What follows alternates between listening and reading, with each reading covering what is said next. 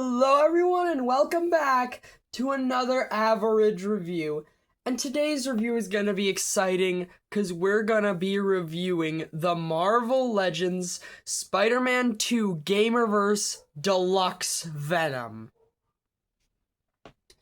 So, taking a look at the packaging, and yeah, this is a pretty dang big box. I really like how the Marvel Legends Gamerverse figures have this white and red, style. It's very nice.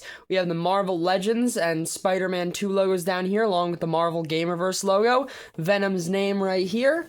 On the side, we can see Venom's name again, and this pretty cool picture of Venom.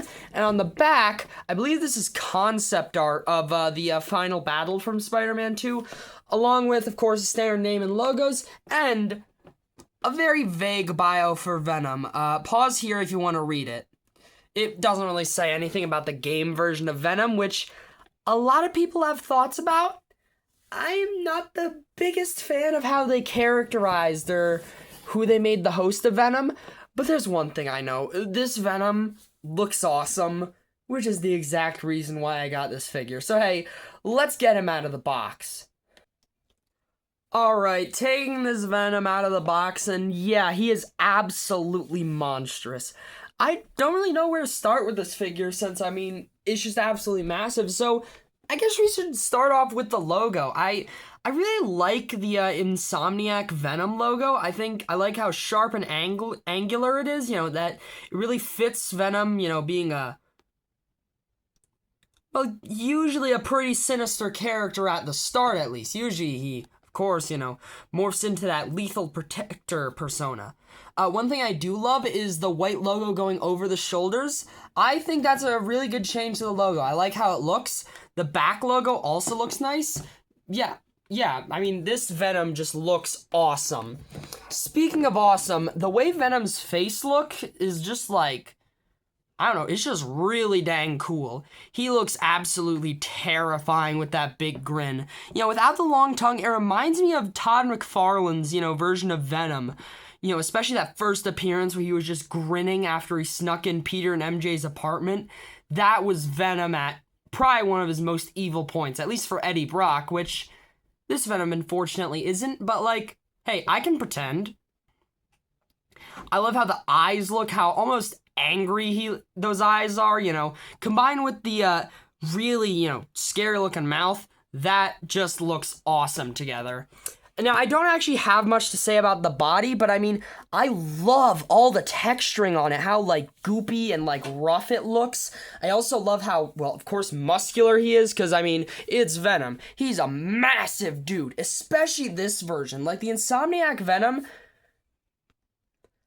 about 10 feet tall, which is absolutely terrifying, and this figure does that really well. I will mention, a lot like the movie version of Venom and a lot more modern versions, this Venom has toes, when usually he has those sort of Spider-Man pajama feet, where it just looks like, well, he's wearing a onesie or something. I prefer, the pajama feet on more comic-y Venoms, but obviously more realistic versions like that. I'm fine with him having the weird, gross-looking toes. They match his claws, which, I almost forgot to mention the claws. They just look awesome, as Venom's claws should. He's got super sharp nails, his hands are massive, but I do have one complaint, and this is a complaint with the Insomniac Venom design. He doesn't have the white patches on his hands, which, I don't know. I always think Venom and Spider-Man in the symbiote suit should have the white patches on the hands, since, it breaks up the black all over the suit, And I'm pretty sure they did that anyways with the Insomniac symbiote suit Spider-Man, so I don't know why Venom didn't get it, especially since he's meant to be pretty much just a big evil version of symbiote Spider-Man with a mouth, but there's a lot of differences between the Insomniac symbiote Spidey and Venom, so I don't know. Point is, I probably would have preferred it with the whiter patches, but it's not the end of the world, because the rest of this figure just looks awesome. As Venom should. After talking about how this figure looks for a while, I'm realizing that this Spider-Man 2 Venom almost reminds me of another video game version of Venom in terms of appearance. Yeah, I don't know, something about his size and also that big logo really reminds me of the Marvel Rivals Venom. So, hey, until someone inevitably makes figures from Marvel Rivals, I think this Spider-Man 2 Venom could actually fit in pretty well as the Marvel Rivals version of Eddie. Although, hey, enough about looks, let's get into the action in the action figure, the posability. Now, like a lot of, larger Marvel Legends figures like this, Venom has a dumbbell joint in the neck. He gets a pretty fair amount of up and also a pretty good amount of down. His head spins all the way around and he gets a pretty fair bit of tilt side to side. He's got bicep swivels with pretty alright range, along with ball-jointed shoulders that can spin around and lift above 90 degrees, which is very nice to see. He's got bicep swivel and double-jointed elbows with a really, really impressive bend, along with the standard Marvel Legends style wrists that can spin around and hinge up and down. Now, in terms of the torso, he's got a diaphragm joint and a waist crunch. They allow him to hunch forward this far and hunch back this far, which is pretty good. And that diaphragm joint allows him to spin around and also tilt a bit side to side. He's got the standard Marvel Legends hips that can kick forward a bit under 90 degrees, which is nice to see. They can also get a pretty decent split, along with, of course, the Marvel Legends thigh cut and double jointed knees. Venom does have a boot cut, or I guess almost an ankle cut. I don't know, I'll just call it a boot cut, which allows you to spin him right around the ankle. He's also got the standard Marvel Legends ankles that can hinge backwards, forwards, and pivot side to side. But this Venom's actually got some Marvel Legends toe articulation, which is pretty nice to see. So yeah, this is probably one of the most posable, bulky Marvel Legends figures I've ever seen, which of course is pretty dang cool. Moving on to the figure comparisons, and we of course have to start out with the standard male and female comparisons, Renew Your Vows Spider-Man and Spinneret. And yeah, this Venom is massive, standing at around 10 inches, which is around 10 feet tall in the game, so I'd say that's pretty accurate. Yeah, I don't think Spidey is beating this version of Venom alone, to say the least. Although for some other Spidey figures, here's some Spider-Man Classics figures of Peter in his classic and symbiote suits. Which, I mean, hey, pretty appropriate to bring it out for this Venom. For some punier Parkers, though, we have Ultimate and Amazing Fantasy 15 versions of Spider-Man. Although, since this figure looks so realistically textured, here he is with the three main live-action Spideys. Tobey by Toy Biz and Andrew and Tom by Hasbro. I was also going to include the No Way Home Tobey by Hasbro, but I have no clue where I've put that figure, and I unfortunately can't find it. Oh well, you can't win them all. Moving on to other characters now, and for some villains that were super important to the first and second games respectively, we have Dr. Octopus by Hasbro and Kraven the Hunter by Toy Biz. Hey Kraven, your brain is looking awfully tasty right now. Although for a villain who's probably gonna be important to the Spider-Man 3 game, we have Toy Biz and Hasbro versions of the Green Goblin, and man, it's so weird to have a version of Spider-Man who hasn't fought the Green Goblin years into his superhero career.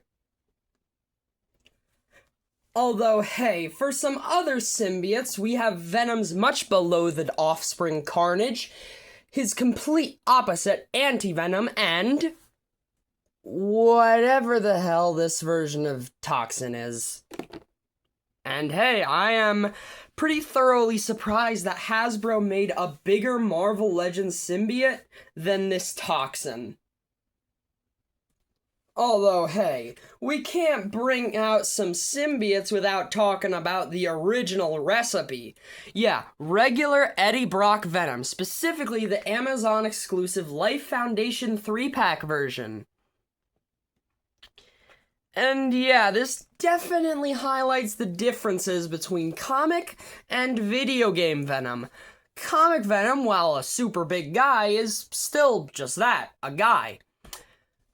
Video game Venom? He's a giant monster. Comic Venom has a pretty identical logo to regular symbiote Spidey. Video game Venom has this sharp, angular, I guess scary logo.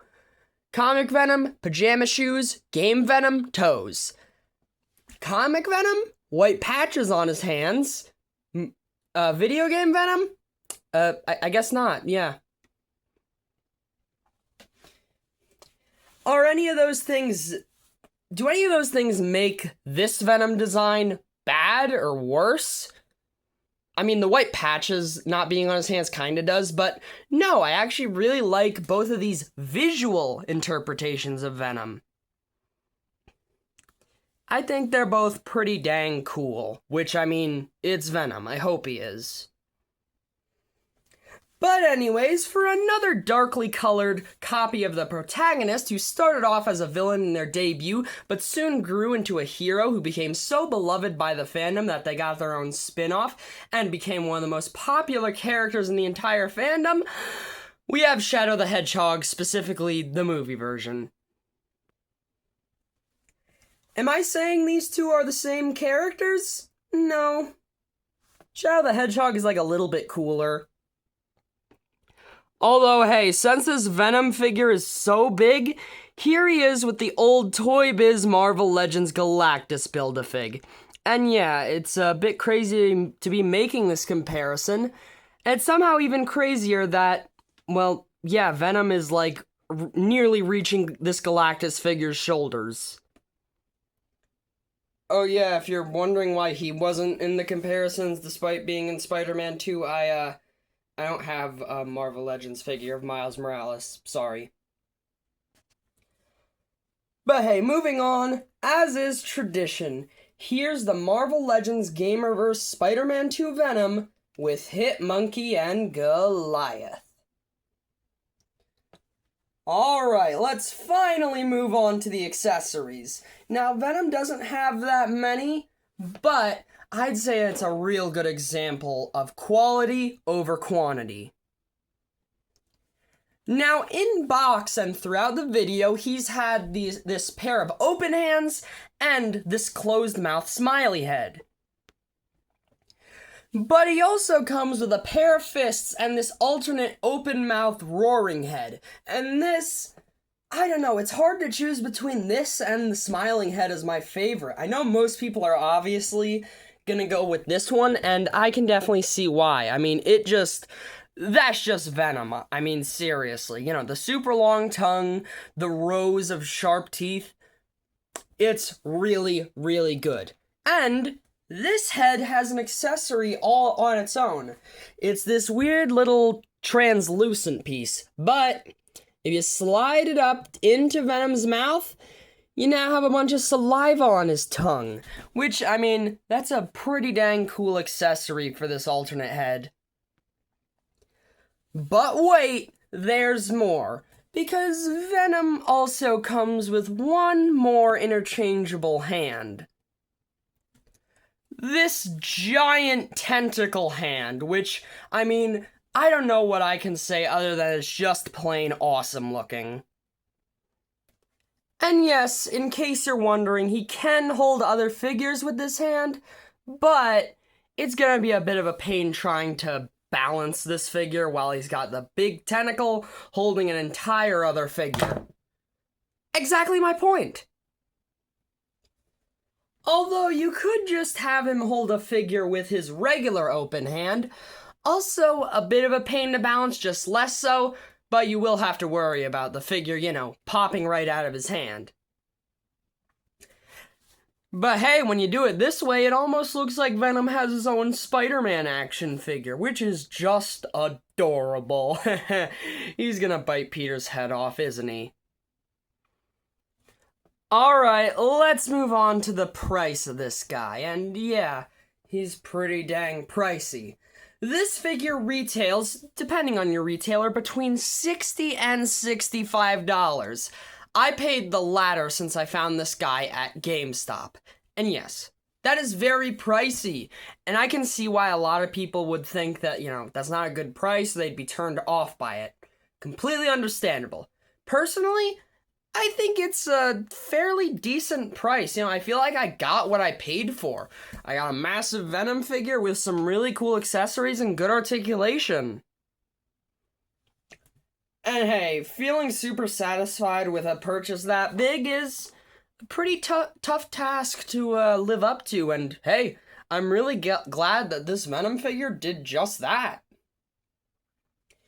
Alright, time to give my overall thoughts on this Venom, and I have to say, I am overall very satisfied with this figure. The articulation is great, the paintwork is super solid, the sculpting is amazing, the accessories are great, and the size, spectacular, super accurate to the game. Now, my only real problem with this figure is, well, I guess the lack of white hand patches, but that's not a problem with the figure itself, that's just sort of a problem I have with the Insomniac Venom design.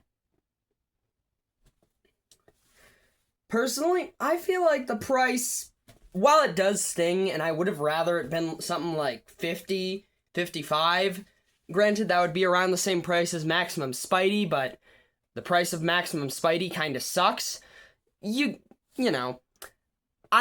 definitely would have preferred if he was at that price, but I don't think he's super unfairly priced well, personally, I think the figures in the Maximum line are overpriced. But hey, that's just my opinion. And this is my opinion too, that I'll be giving the Marvel Legends Gamerverse Spider-Man 2 Venom a 10 out of 10. I think it's just a perfect encapsulation of his game design, and also is just an awesome figure of Venom. There's not much else I could ask for. So hey, if anyone's still here and watching this, first of all, thank you very much for watching. But second of all, have a great day, 'cause you deserve it. Bye-bye.